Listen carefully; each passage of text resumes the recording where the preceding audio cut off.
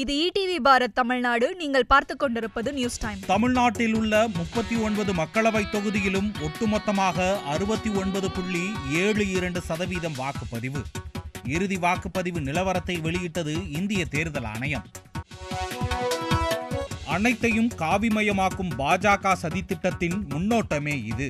DD logo நிற மாற்றத்திற்கு முதலமைச்சர் மு.க. ஸ்டாலின் கண்டனம். திமுக அரசு பொறுப்பேற்றதிலிருந்து தமிழ்நாட்டில் காவல் மரணங்கள் அதிகரித்துக் கொண்டே இருக்கிறது. திருவள்ளூரில் விசாரணை கைதி உயிரிழந்த விவகாரத்தில் எடப்பாடி பழனிசாமி கண்டனம். கோலாகலமாக நடைபெற்ற மதுரை மீனாட்சி சுந்தரேஸ்வரர் திருக்கல்யாணம்.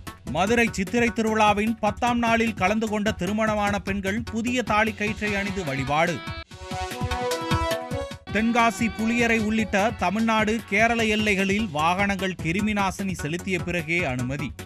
கேரள மாநிலம் ஆலப்புழா மாவட்டத்தில் ஏற்பட்டுள்ள பறவை காய்ச்சலை அடுத்து கடும் நடவடிக்கை.